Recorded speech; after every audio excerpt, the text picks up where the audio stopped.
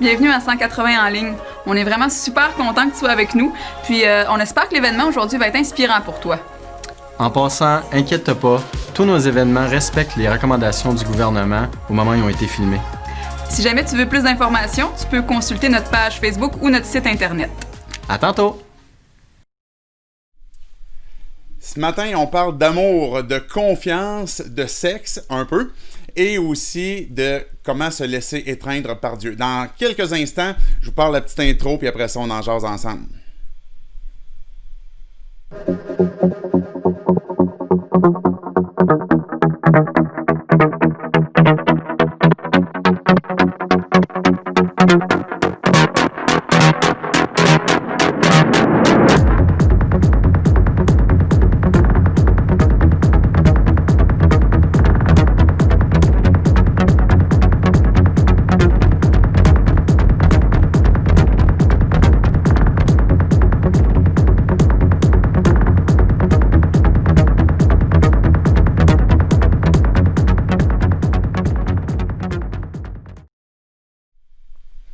Bon matin tout le monde, j'espère que vous allez bien, j'espère que vous êtes confortable chez vous, à l'abri de la pluie. Là, je ne sais pas si la pluie a cessé ce matin. Si vous joignez à nous pour la première fois, je suis content de vous accueillir. Je m'appelle David, je suis pasteur de l'Église.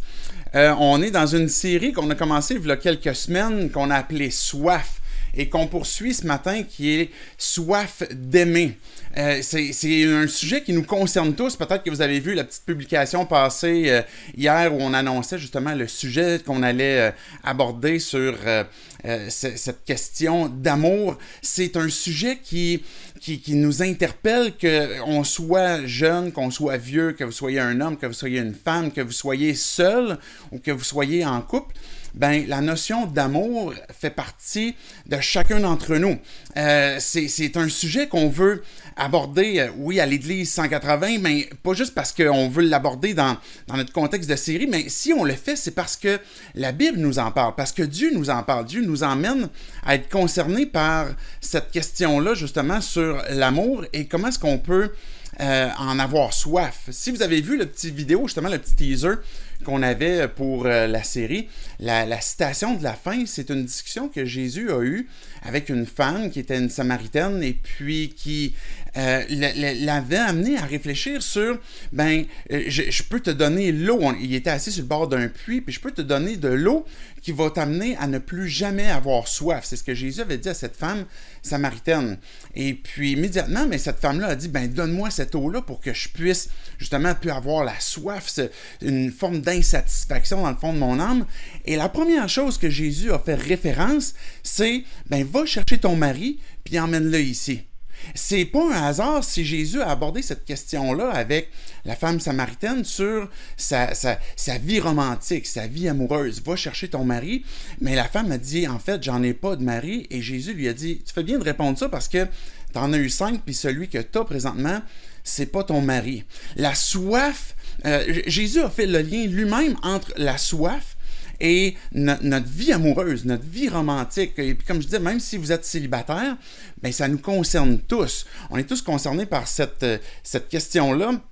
Et déjà, sans plus tarder, je vous invite à tourner avec moi dans 1 Corinthiens 13. Je vais lire les 3 premiers versets en guise d'introduction. Je vous disais tantôt, vous pouvez déjà tourner, là, les modérateurs vont vous mettre les liens que vous allez pouvoir suivre, ou sinon, je vous invite à tourner directement dans votre Bible aussi, peut-être prendre des notes.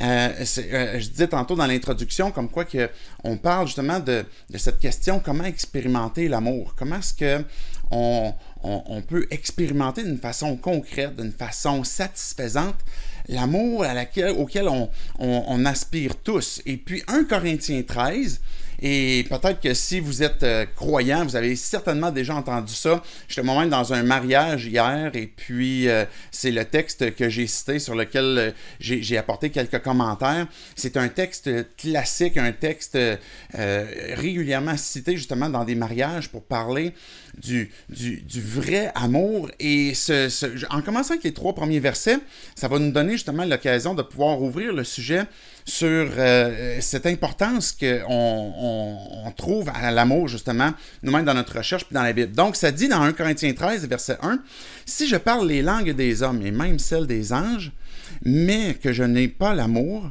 je suis un cuivre qui résonne ou une cymbale qui retentit. » Verset 2, « Si j'ai le don de prophétie, la compréhension de tous les mystères et toute la connaissance, si j'ai même toute la foi jusqu'à transporter des montagnes, mais que je n'ai pas l'amour, je ne suis rien. » Verset 3, « Si je distribue tous mes biens aux pauvres, si même je livre mon corps aux flammes, mais que je n'ai pas l'amour, cela me sert à rien. » Ou on aurait pu traduire littéralement « cela ne vaut rien », ça n'a aucune valeur. On est concerné par cette question de comment est-ce que je peux ressentir l'amour, comment est-ce que je peux la communiquer. Je lisais récemment comment est-ce que les enfants, même en très bas âge, sont évidemment concernés par exemple, l'amour dans une fratrie, l'amour, par exemple, avec frères, sœurs, avec parents, et même un bébé qui est à la naissance, comment est-ce que, une fois immédiatement après la naissance, placé sur le ventre de la mère, déjà là, il se crée un attachement, il se crée une chimie entre la mère et l'enfant pour déjà avoir ce lien d'amour dans la famille. On pourrait parler, par exemple, même de vieillards, des personnes âgées où ils sont concernés aussi par l'amour, où ils regardent peut-être autour d'eux, ils voient peut-être des membres de leur famille qui tranquillement quittent et qui meurent, des amis, peut-être qu'ils se posent la question, est-ce que mes enfants vont venir me voir? C'est des questions qui vont occuper les pensées de personnes âgées aussi.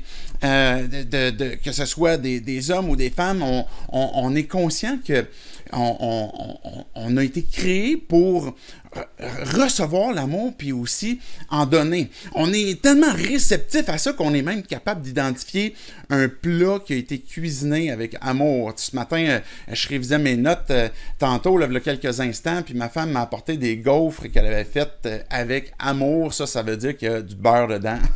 Et puis du sirop d'érable avec de la crème fouettée. Fait que là, de toute évidence, à même gros. Les plats qui sont faits avec amour, ben, on a cette expression-là pour dire qu'on reconnaît comme quoi qu'il y a quelque chose de beau et de bon. Et Dieu est concerné aussi, pas juste nous, évidemment, mais Dieu est concerné par l'amour. Puis, je suis pas mal sûr que je vous apprends rien en disant ça, que Dieu est concerné par son approche envers nous. Comment est-ce que le Père, son motif premier pour nous donner son Fils unique, ben, ça a été l'amour, car Dieu a tant aimé le monde qu'il a donné son Fils unique. Une discussion que Jésus a eue à un moment donné avec des gens qui étaient autour de lui, Jésus, c'est quel le plus grand des commandements?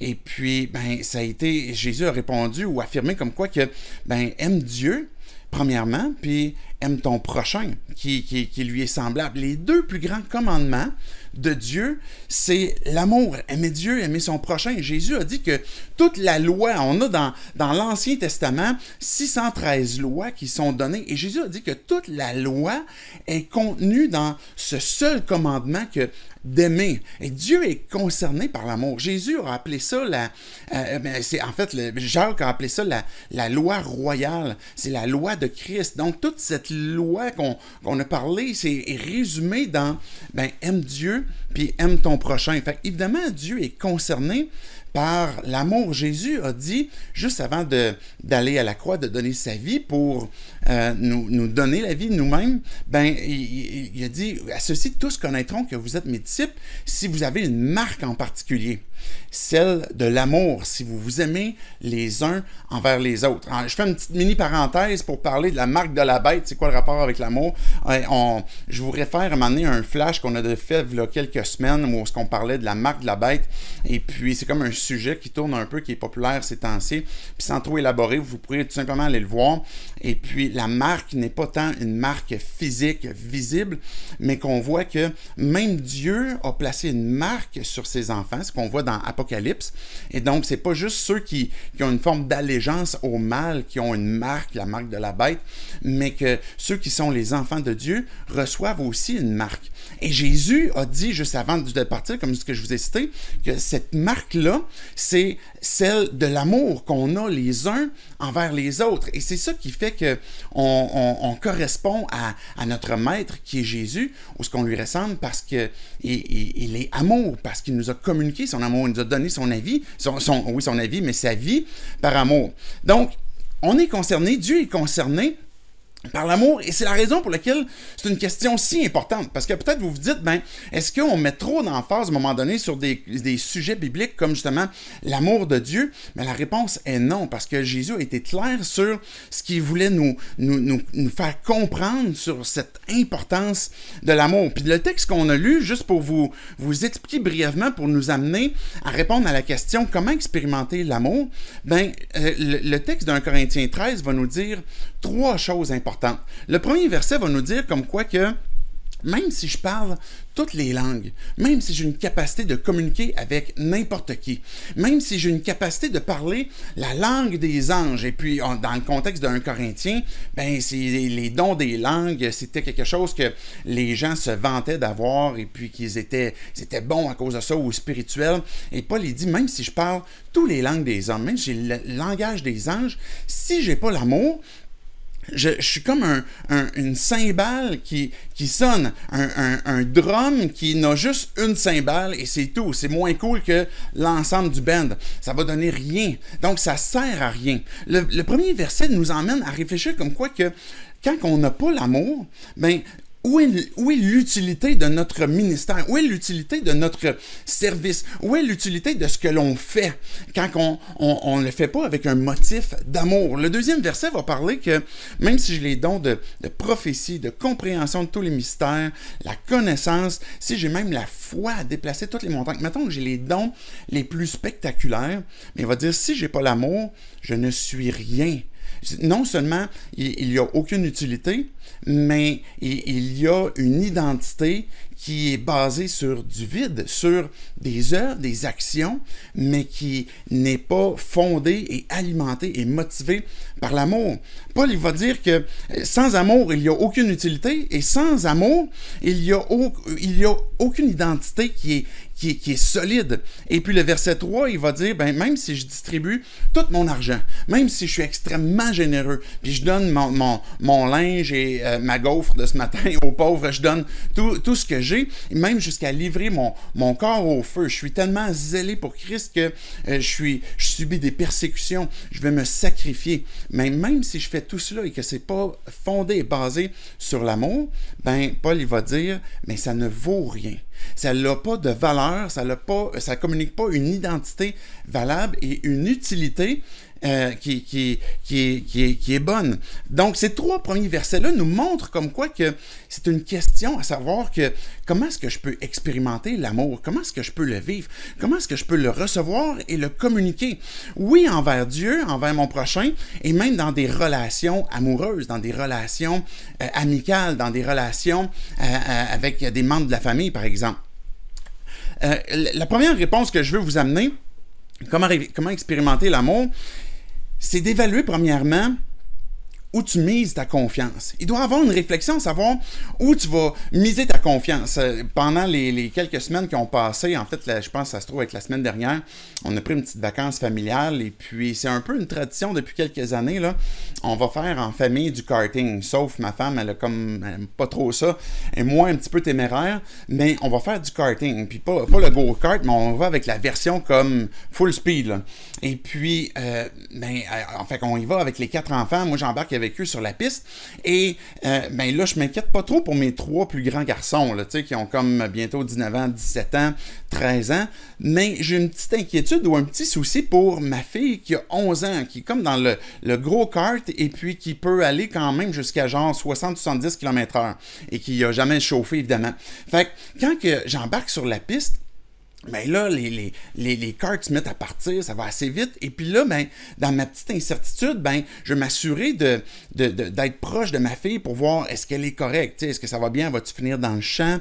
Et puis là, pendant 2, 3, 4 tours de piste, ben, je vais rester près d'elle. Et puis, je n'aurai pas nécessairement de plaisir parce que je vais être plus en mode de, je m'assure qu'elle est en train de gagner elle-même en confiance pour conduire son kart et puis que moi-même, je suis en confiance pour la laisser aller. Et quand ces 2-3 tours de piste-là sont faits pour qu'on puisse justement comme gagner un petit peu en confiance, puis que la maman qui me regarde sur le côté, m'assurer que je m'en occupe bien, soit elle aussi en confiance pour que je puisse comme revenir en toute quiétude, ben à ce moment-là, après ça, on peut avoir du plaisir parce que une fois qu'elle a commencé à avoir confiance en ce qu'elle est capable de faire, en les différents paramètres, puis que moi j'ai confiance en elle, mais là, à ce moment-là, moi je peux avoir du plaisir, puis ben, courser avec mes garçons. L'élément de confiance est un élément extrêmement important pour qu'on puisse expérimenter concrètement l'amour.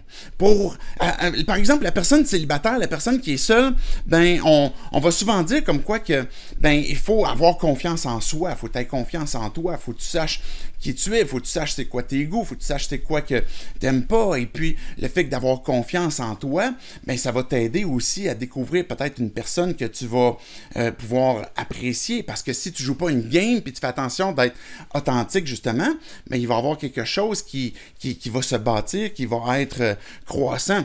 Et puis la personne, par exemple, je vous parlais hier que j'étais à un mariage. Ben, ces temps-ci, pendant l'été, c'est souvent justement des périodes où ce que les gens désirent se marier. Et puis, on entend souvent, ben, justement, ce désir de faire vie commune pour le reste de la vie, de partager des vœux. Par exemple, dans les vœux que j'entendais hier, Max et Geneviève, je ne sais pas si vous écoutez un moment donné, si vous êtes en rediffusion. Salut, j'espère que vous avez passé une bonne nuit, la nuit passée, un bon matin aussi. Et les vœux que vous avez échangés, les vœux que les couples ont échangés, si vous êtes déjà mariés, ben c'est justement un engagement sur lequel on place notre confiance envers une autre personne. Quand que je fréquente quelqu'un puis je m'en vais vers une fiançaille ou vers le mariage, ben on se pose la question, évidemment, est-ce que je peux faire confiance? Est-ce qu'il y a un partage de valeurs qui va faire en sorte qu'il va y avoir un respect des valeurs que j'ai, il va y avoir un partage des valeurs que j'ai, et puis on va pouvoir, ben justement, s'encourager l'un et l'autre dans ces valeurs-là que l'on a ensemble. Et là, si cette confiance-là, elle est là, après ça, il y a quelque chose qui peut se bâtir, parce qu'il y a quelque chose qui va être naturel, qui va avoir une relation authentique, et puis qu'il va avoir une confiance justement à savoir si elle partage la même valeur de fidélité, c'est une chose importante, ben je vais pouvoir justement avoir cette confiance-là, puis on va bâtir tranquillement.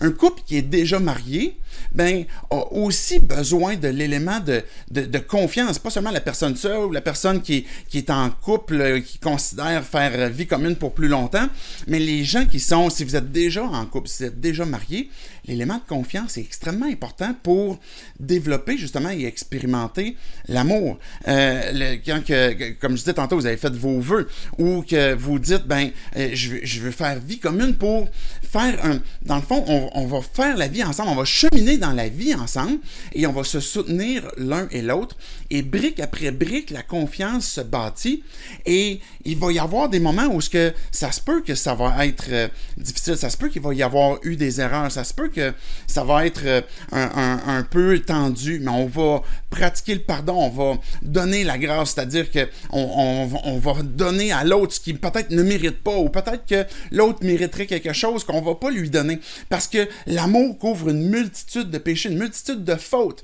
Donc, un couple qui est ensemble va être généreux justement de pardon, de grâce, de miséricorde, pour développer une confiance mutuelle ensemble, et puis quand il y a des erreurs qui ont été faites, mais on rebâtit, et puis on s'assure d'avoir une relation qui est vraie et qui est authentique. La foi, la confiance est quelque chose qui peut être limité si c'est uniquement envers moi-même, envers l'autre personne ou envers les circonstances de la vie. Dans ce qu'on vient d'énumérer, l'élément de confiance en soi, en l'autre, envers différents aspects, c'est une belle et bonne chose. Mais il doit y avoir une confiance qui est en Dieu, qui surpasse tous les autres aspects de confiance qu'on a sur Terre. La confiance en soi-même, elle est limitée parce que on sait bien que nous-mêmes, on est imparfaits. On sait bien que nous-mêmes, à un moment donné, on a manqué, on va manquer, on a été blessé et qu'on va blesser aussi à notre tour. Et qu'on ne peut pas ultimement avoir une confiance parfaite en nos propres capacité.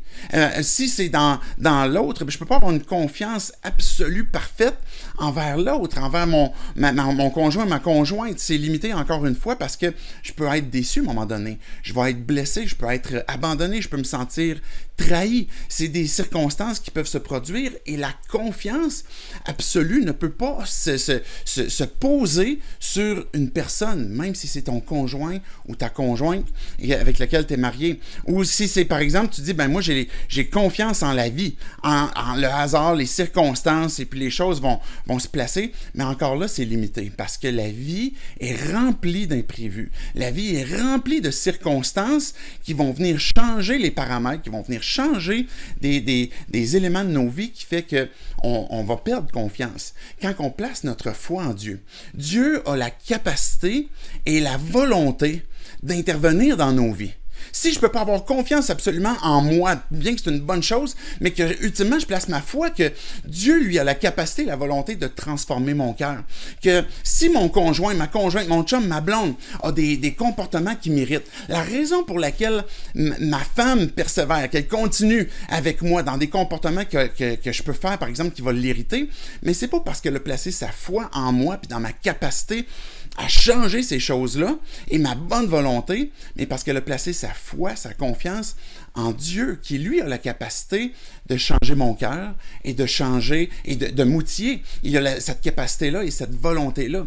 Quand on place notre foi en Dieu, ultimement, cette confiance nous permet de faire des tours de piste en karting, qu'on peut expérimenter l'amour et avoir une liberté, une assurance, une sécurité. Comme quoi que l'amour que je reçois ne dépend pas de circonstances, ne dépend pas de la capacité ou de la volonté d'une personne qui est avec moi, ou ne dépend pas de ma propre capacité, de ma propre volonté, mais ultimement de Dieu qui peut agir et intervenir dans nos vies.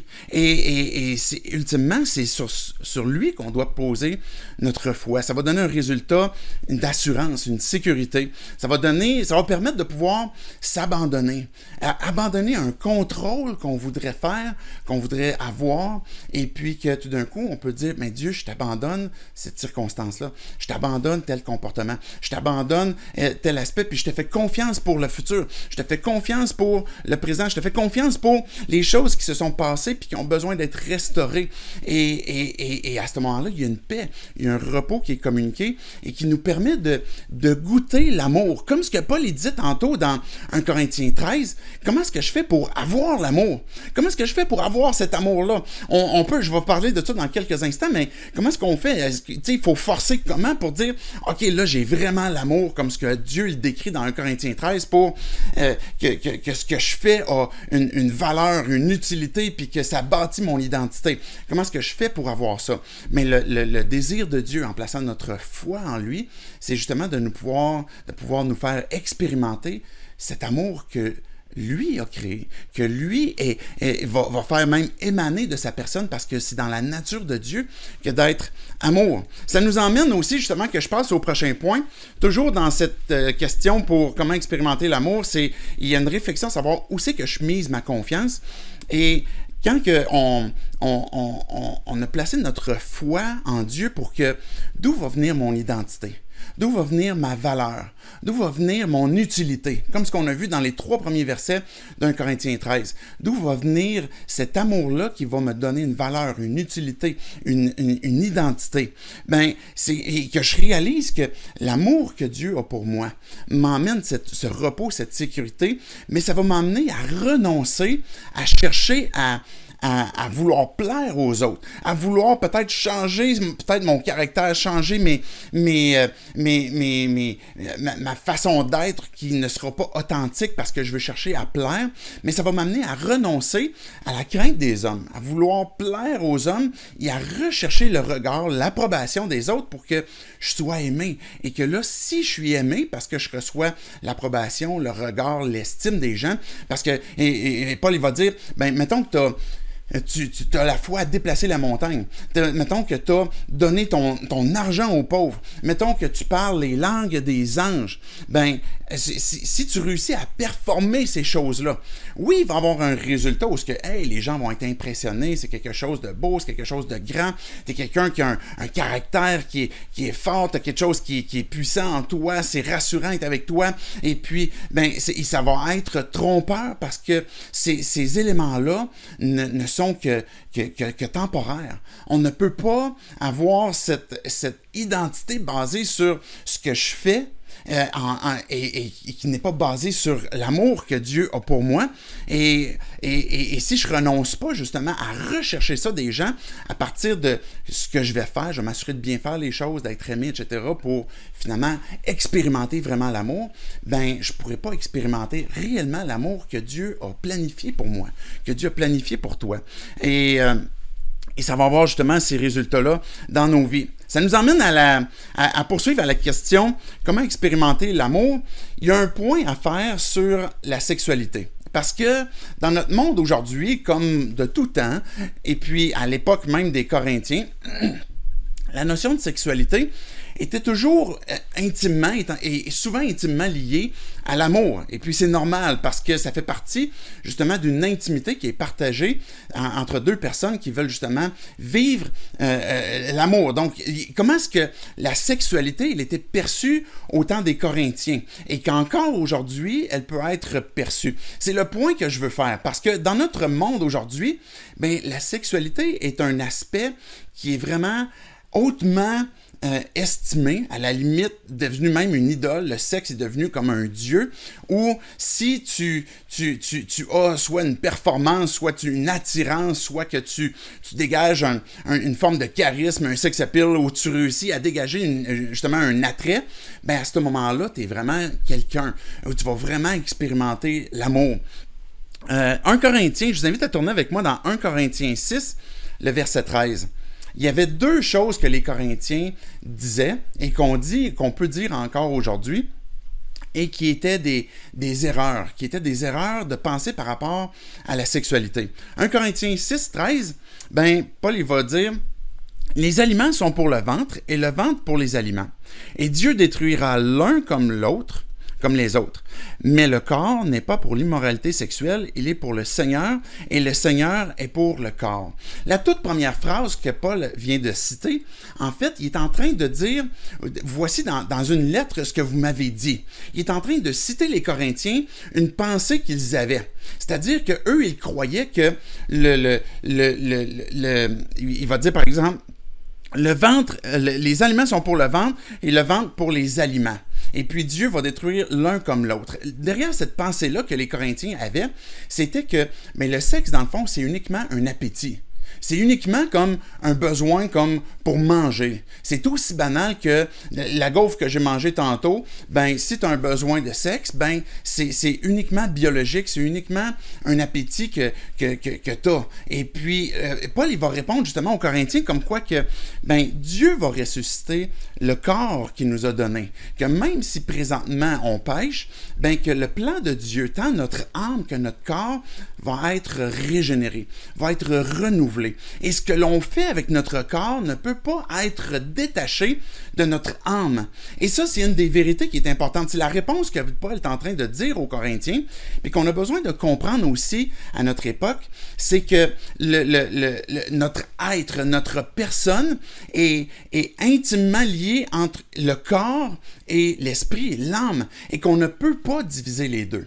Et Paul va même jusqu'à dire, ben, par exemple, celui qui va s'unir à la prostituée, c'est l'exemple le plus le plus simple que Paul pouvait citer. Parce que c'est le type d'amour où, justement, il n'y a pas de lien affectif. Et Paul va dire, une relation sexuelle avec une prostituée, mais dans le fond, c'est uniquement charnel, c'est uniquement comme un besoin physiologique, ce que vous pensez. Mais Paul, il va poursuivre en disant, mais celui qui s'unit à la prostituée est en train de faire un, comme ce que Dieu a dit au début de la Genèse, les deux deviendront une seule chair.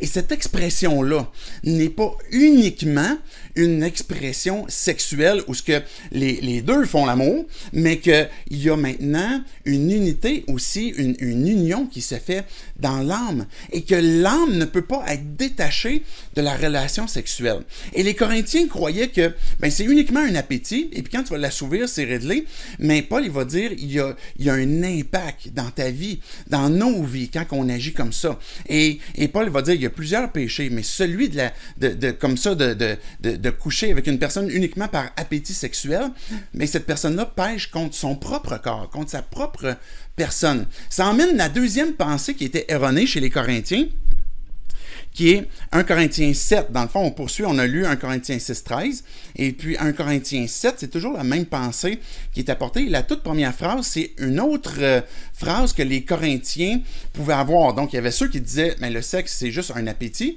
Et puis, il y a ceux qui vont dire, chapitre 7, verset 1, au sujet de ce que vous m'avez écrit, il est bon pour l'homme de ne pas prendre de femme. Ce qu'eux, ils croyaient, cette citation que Paul est en train de faire des Corinthiens, c'est que la sexualité, sur le plan moral, sur le plan corporel, sur le plan spirituel, c'est sale.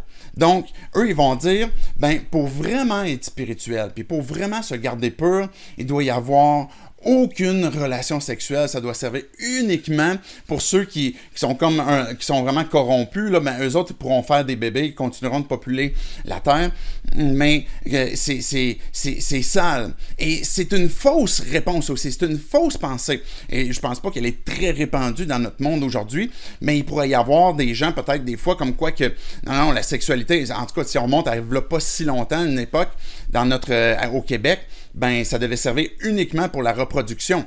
Mais tant celui qui dit que la sexualité, c'est pour un appétit, ou que celui qui va dire, non, il ne faut pas de taille de sexe parce que c'est une chose qui est sale, Paul, il va dire, c'est pas vrai.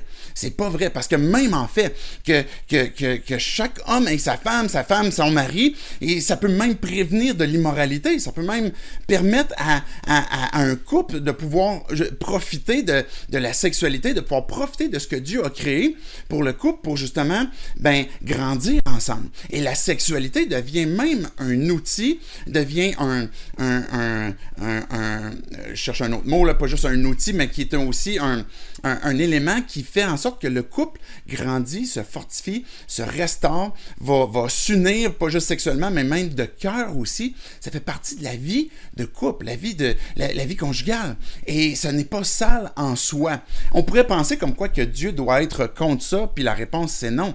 Dieu, c'était son idée que d'avoir créé la sexualité. Donc pour lui, il n'était pas surpris par le fait que Adam et Ève, ils ont eu du plaisir à être nus dans le jardin. T'sais. Il n'était pas surpris par ça. Et puis dans le fond, Dieu, l'amour, on voit à travers la Bible, on va voir un amour qui est agapé, qui est un amour sacrificiel, un amour storgé, qui est très familial, un amour philéo, qui est un amour très amical et très amical, où on prend soin les uns des autres, mais aussi Eros, qui est réellement une passion. Et Dieu vous a créé sexué, Dieu vous a créé avec une sexualité, et puis il n'y a pas une honte qui doit être jetée par-dessus ça, ou que peut-être l'Église a déjà fait, ou peut-être d'autres mouvements, comme quoi que si tu ressens justement ce désir sexuel, c'est une mauvaise chose, c'est faux. C'est pas une mauvaise chose en soi. La question, c'est à savoir dans quel contexte. Et l'amour Eros, c'est cet amour qui dégage certainement une passion, qui va dégager une attirance, une passion, une sensualité, une sexualité. Et puis ces choses-là ne sont pas mauvaises en soi selon ce que Dieu a créé. Et puis comme je disais tantôt, ça dépend du contexte. Il y a une illustration qui est donnée, qui est un peu classique, qui est celle du feu, où on tire profit du feu, par exemple, de sa chaleur, de sa lumière. Si vous, par exemple, il reste peut-être quelques soirées où vous allez pouvoir faire un petit feu de camp avec des amis, ou peut-être pendant l'hiver, vous allez avoir votre feu de foyer, vous allez avoir peut-être une fournaise qui va faire du feu pour dégager une chaleur dans la maison. Et tous ces éléments-là de feu sont agréables, sont bons, ils permettent différentes choses. Et tout dépend de où tu vas mettre ce feu-là. Parce que si tu décides d'amener ton feu de camp dans le milieu de ton salon, mais le problème, c'est que c'est la maison qui va détruire. Le feu dégage une passion, une chaleur, quelque chose qui est beau, quelque chose qui est bon, qui est agréable. Il n'y a pas de honte à ce que ce feu-là ait cette passion-là, mais il faut réfléchir à savoir, il faut faire le point. C'est justement le deuxième aspect de la question. Comment est-ce qu'on peut expérimenter l'amour? Bien, il faut avoir une bonne compréhension de ce que va créer la sexualité, à cause du contexte dans lequel on va le pratiquer. Donc, la sexualité n'est pas uniquement un appétit sexuel, parce que la sexualité a un impact sur notre âme.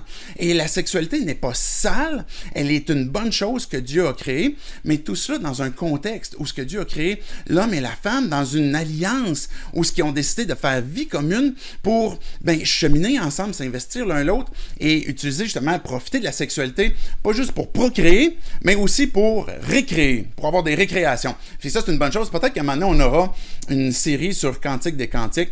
Fait que, en tout cas, à suivre, on verra. C'est un livre qui m'intéresse beaucoup. Et je conclue avec le troisième aspect de la question. Tantôt, je posais le premier aspect à la question, comment expérimenter l'amour? Il faut évaluer où on mise notre foi, où on place notre foi. Et puis, le deuxième aspect, il y a un point à faire sur la sexualité pour bien comprendre de quelle façon et pourquoi Dieu veut qu'on l'utilise dans un contexte donné. Et en conclusion, je vous invite à retourner avec moi dans 1 Corinthiens 13, les versets 4 à 8. 1 Corinthiens 13, versets 4 à 8, qui est le dernier aspect que je vais apporter, qui est de se laisser continuellement étreindre par Dieu pour expérimenter l'amour comme ce que Dieu a créé dans nos vies. La façon que Dieu nous a créés pour qu'on puisse expérimenter cet amour-là, c'est d'apprécier et de continuellement se laisser étreindre par Dieu. Il y a un verset dans Corinthiens justement qui dit que l'amour de Christ nous presse ou nous étreint. Et cette étreinte-là a cet impact-là dans nos vies. Justement que je lise le texte, vous pourriez imaginer, par exemple, recevoir un câlin de quelqu'un ou vous faites un clin d'œil à quelqu'un. Cet échange-là de simplement une embrassade ou d'échanger un clin d'œil, d'échanger un petit moment de tendresse, par exemple, ça laisse personne indifférent. Ça laisse personne où on n'est pas réceptif. Quand on se laisse étreindre par Dieu, il y a quelque chose qui change dans nos vies. Ça vient changer notre façon de voir, ça vient changer notre façon d'écouter, ça vient changer notre façon d'être avec les gens. Et c'est là que le texte d'un Corinthiens 13 prend son sens quand on se laisse étreindre par Dieu. 1 Corinthiens 13, versets 4 à 8, je vais vous lire ces quelques versets-là. L'amour est patient. Écoutez bien les descriptions qui est données en ce qui concerne l'amour. Il est plein de bonté, l'amour n'est pas envieux, l'amour ne se vante pas, il ne s'enfle pas d'orgueil, il ne fait rien de malhonnête, il ne cherche pas son intérêt, ne s'irrite pas, il ne soupçonne pas le mal. Il ne se réjouit pas de l'injustice, mais il se réjouit de la vérité. Il pardonne tout, il croit tout, il espère tout, il supporte tout. L'amour ne meurt jamais. Et j'aurais pu continuer le reste du texte où ce que Paul il va dire que l'amour nous emmène à grandir quand on se laisse étreindre, quand on regarde Dieu, on grandit. Et puis, de trois choses importantes, la foi, l'espérance et l'amour, une seule va demeurer, c'est l'amour. Donc, ce qui nous est décrit là, c'est un texte qui nous révèle ce que l'amour est. Et quand on regarde ce texte-là, ça peut avoir peut-être ça peut peut-être générer un sentiment peut-être de découragement. Parce qu'on va dire, Tu sais, vraiment, est-ce que l'amour est comme continuellement patient? Moi, je pensais que j'étais une personne de patience jusqu'à temps que je me marie puis que j'aie des enfants. Là, j'ai réalisé que, oh boy, je suis loin de la fin.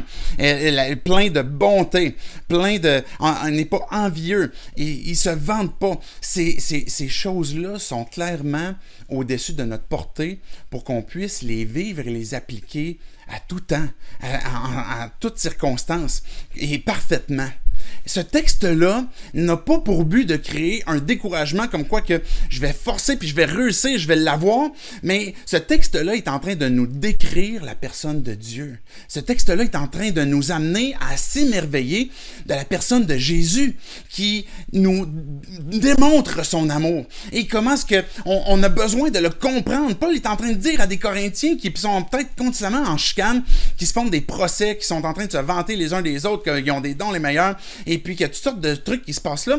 Paul est en train de leur dire, regardez, c'est quoi l'amour? Est-ce que vous comprenez c'est quoi que Dieu il dégage de sa personne quand il montre son amour? Et ça le caractérise. Et dans tout ce texte-là d'un Corinthiens 13, il n'y a aucun impératif. Même dans l'original, il n'y a pas d'impératif. Sinon que le premier verset du chapitre 14 qui va dire, il va dire, recherchez l'amour.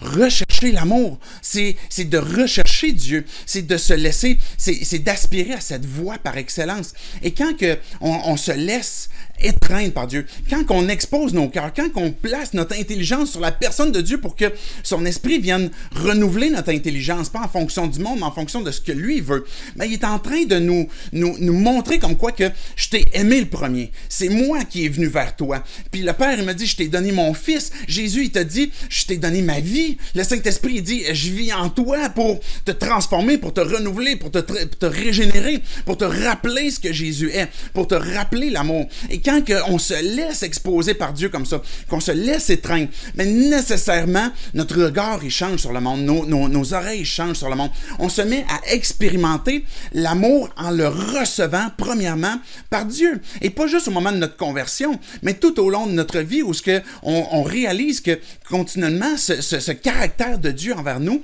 n'a pas changé. Et que quand je me laisse étreindre, je me laisse exposer par mon cœur devant Dieu, mais là, tout d'un coup, je suis pas en train de changer ma vie pour que je me fasse aimer par les autres ou par Dieu, mais je reconnais que Dieu qui m'a aimé le premier, ça m'emmène à avoir une nouvelle motivation, un nouveau goût, où je veux t'aimer, je veux te serrer aussi en retour. Et puis, je suis prêt à renoncer des choses dans ma vie, je suis prêt à me repentir, je suis prêt à voir des choses, comment est-ce que tu veux me transformer. Et Dieu, dans son amour, continue de nous sanctifier, de nous transformer, de nous restaurer. Et c'est ça qu'on a besoin quand on se laisse étreindre par Dieu dans cette description où il est pas malhonnête, il va pas chercher son intérêt, il va pas s'irriter, il soupçonne pas le mal, il va chercher à pardonner, il va chercher à croire, il va vouloir relever, il va vouloir espérer, il va vouloir supporter. L'amour ne meurt jamais. L'amour de Dieu ne meurra jamais pour toi. Il n'y a rien qui va te séparer de l'amour de Dieu. Si tu veux l'expérimenter,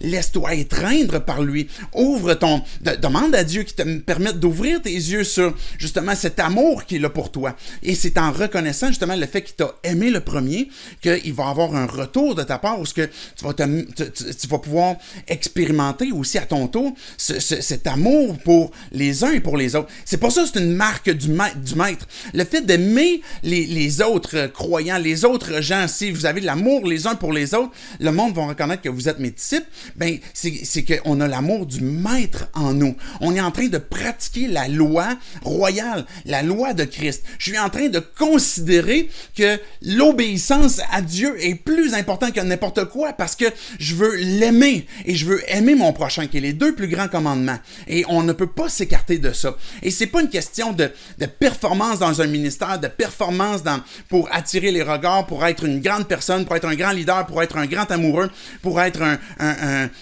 parent incroyable, mais parce que maintenant, l'amour que Dieu m'a montré est en train de transformer ma façon d'être et je vais aimer de la façon que Dieu m'a aimé aussi. Et c'est ça que Dieu veut dans nos vies. On a besoin de proclamer. En conclusion, c'est à ça que je veux vous amener. D'avoir une réflexion sur où tu mises ta valeur. Il y a une valeur en toi qui est à bâtir à cette identité que Dieu te donne, cette valeur que Dieu te donne, l'utilité que tu as. Et quand que tu as cette confiance de ce que Dieu a créé en toi, et que tu peux aussi développer une confiance dans une relation avec des amis, avec une relation amoureuse, c'est une bonne chose. C'est nécessaire que de chercher à bâtir la confiance dans tes relations personnelles. Et ultimement, ben, d'avoir une confiance en Dieu qui va transcender même ton propre cœur, qui va transcender cette relation que tu as avec les autres, où ce que tu fais confiance à Dieu. Et c'est la raison pour laquelle que tu as envie de continuer de persévérer, envie de continuer d'avancer, c'est où tu mises c'est où tu vas miser ta foi, de faire le point sur la sexualité qui vient souvent apporter une pensée comme quoi que c'est juste un appétit, ou c'est sale, ou c'est mauvais. C'est une belle et bonne chose dans un contexte donné que Dieu a prévu pour toi, pour que tu puisses expérimenter la vie en lui, et que si le moment n'est pas encore venu, ben de confier à Dieu ce besoin, de confier cette relation que tu as peut-être dans le passé, des choses que tu as besoin de restaurer, que tu as vécu, des désirs que tu as. L'idée, c'est pas de vivre continuellement dans la honte, mais de comprendre l'amour que Dieu a pour toi, de cette identité qu'il t'a donnée, et d'avoir confiance, de lui faire confiance comme quoi qu'il y a un contexte où quand la sexualité elle est bien pratiquée, dans ce contexte-là, ça va bâtir, ça va construire plutôt que détruire. Ça nécessite de la foi, encore une fois. Et puis, en conclusion, de justement se laisser continuellement étreindre par la personne de Dieu et de proclamer à ton âme que Dieu il t'aime et puis qu'il est à ton image. Je viens de faire une petite... Ouais. Bon, voilà. Je m'attendais pas à ça, je pensais qu'elle venait me dire « Hey, ça a flanché, oublie ça. » Hey, je suis un peu déstabilisé, là, excusez-la. C'est vraiment du live, hein, si vous en doutiez, c'est vraiment du live. Sinon, ça aurait peut-être été coupé au montage pour aller faire autre chose. En tout cas, bref, oubliez ça. Fait que, bref, voilà, prêchez à votre âme ces vérités qui concernent Dieu, qui concernent son amour pour vos vies et qui fait que vous allez être transformés à son image et que le fruit de son esprit, qui est première chose qui va se dégager, c'est le fruit de son esprit, c'est l'amour et qui va justement se vivre à travers vous. Je vous souhaite une excellente semaine tout le monde. J'espère que vous allez profiter des 2 automnes qui s'en viennent pour que vous puissiez justement adorer, pouvoir dire à Dieu comment est-ce que vous l'aimez, peut-être écouter ces tunes pour que vous puissiez justement replacer ces vérités dans vos cœurs. Et on se dit à la semaine prochaine. En passant, juste en conclusion, une petite annonce. Ça continue d'avancer en ce qui concerne notre retour possible au cégep. Dans quelques jours, on s'en va au cégep pour parler avec eux, pour voir comment est-ce que ça va être réorganisé. On va se rencontrer les leaders et puis on espère toujours, on va voir comment est-ce que les choses vont pouvoir être possibles.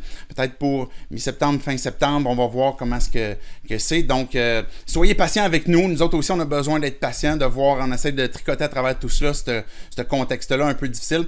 Fait que merci de prier pour nous, pour la sagesse, pour comment est-ce que Dieu veut accomplir son œuvre dans cette vision, que les gens loin de Dieu puissent découvrir la vie en Jésus-Christ. On veut le faire toujours d'une façon qui est de mieux en mieux. On veut être prêt à renoncer à faire certaines choses pour en faire d'autres et puis on est prêt à être étiré dans nos limites, mais pour ça, on a besoin de la sagesse de Dieu. Donc, merci de nous accompagner dans la prière, puis je vous laisse avec les tonnes de louange. Salut tout le monde, bye bye!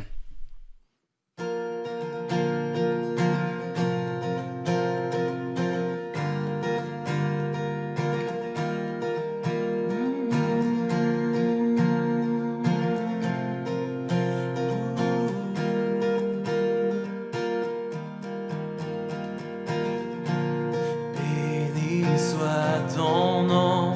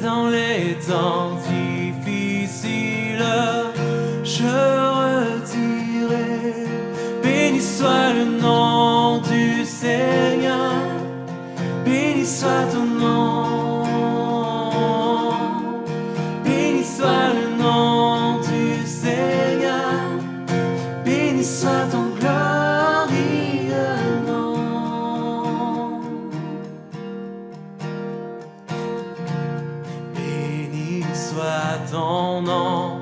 Puisque le soleil brille sur moi, le monde est comme il se doit. Béni soit ton nom. Béni soit ton nom. Quand l'épreuve vient à me former, quand je dois tout sacrifier, béni soit ton nom. Oh. Pour tous tes bienfaits envers moi, je te louerai. Et dans les temps difficiles, je redirai, béni soit le nom du Seigneur. Béni soit ton nom. Béni soit le nom du Seigneur. Béni soit ton glorieux nom. Béni soit le nom du Seigneur. Béni soit ton nom. Béni soit le nom du Seigneur. Béni soit ton glorieux nom. Tu donnes et tu reprends. Tu donnes et tu reprends. Malgré tout, je dirai que ton nom soit béni. Tu donnes et tu reprends. Tu donnes et tu reprends. Malgré tout, je dirai que ton nom soit béni.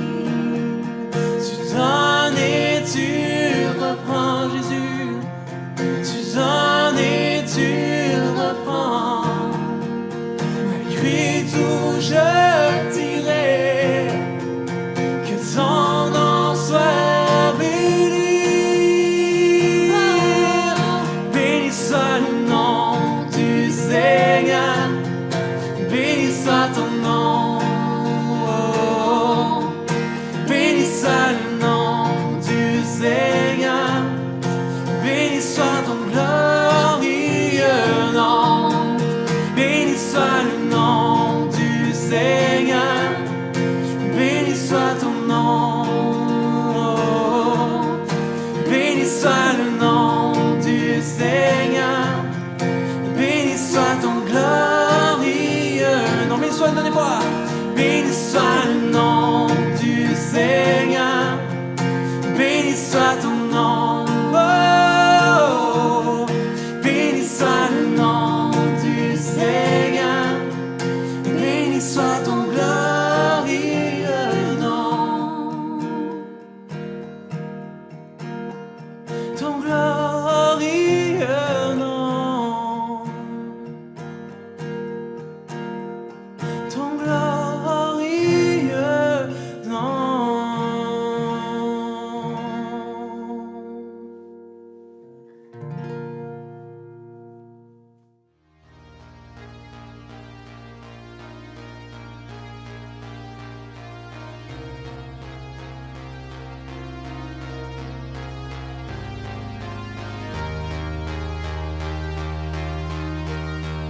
Si la lune me glace et le soleil menace, Créateur des étoiles, mon secours est en toi. Si mes larmes ruissellent et que mon pas chancelle, Créateur de la terre, mon secours est en toi.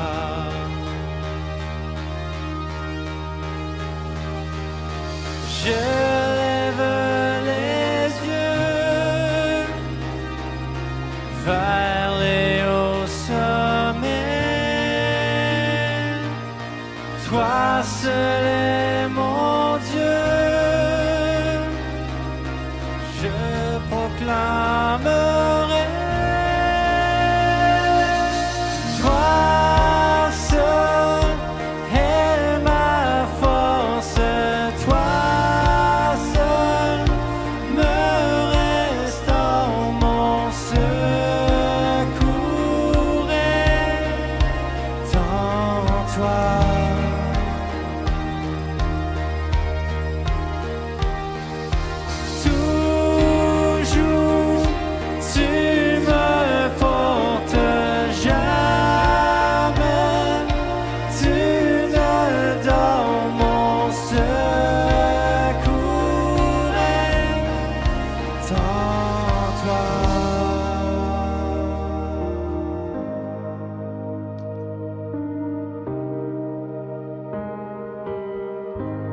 Si la peur m'envahit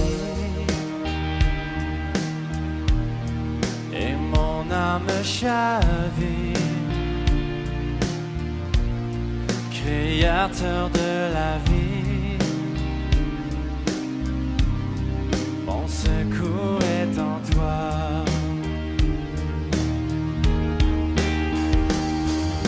Je lève les yeux vers les hauts sommets. Toi seul est mon Dieu, je proclamerai. Toi seul est ma force, toi seul me restaure, mon secours est en toi.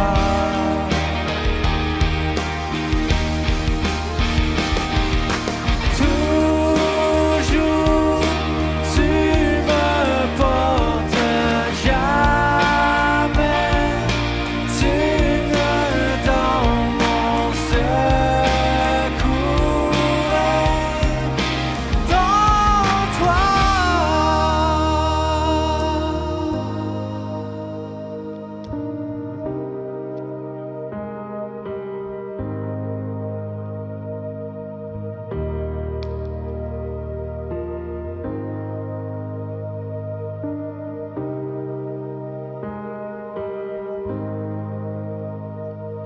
Ta victoire, mon espoir, ton chemin, mon destin, ton salut, mon refuge, tout est en toi. Ta victoire, mon espoir, ton chemin, mon destin, ton salut, mon refuge, tout est en toi.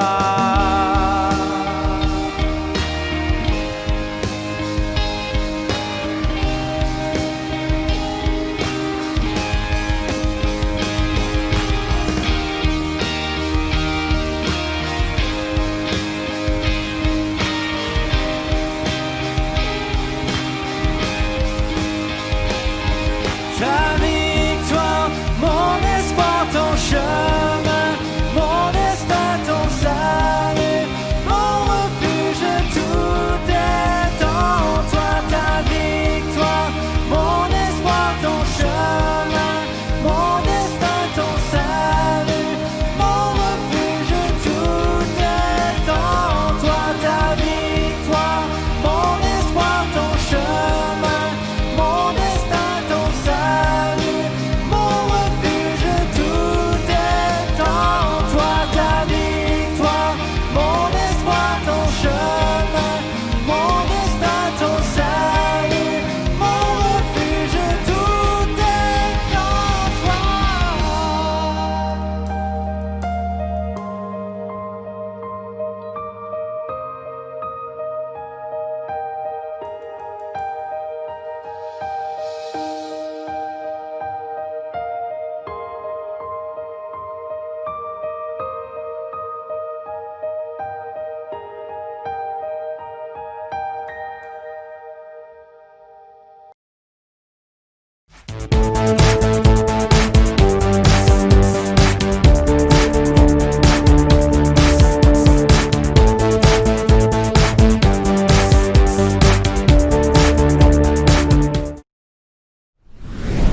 Hey, oublie pas de partager la vidéo. Tu peux aussi liker la page Facebook. La majorité de nos informations passent par là.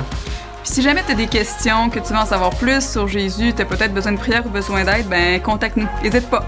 Merci d'avoir été là. À la prochaine!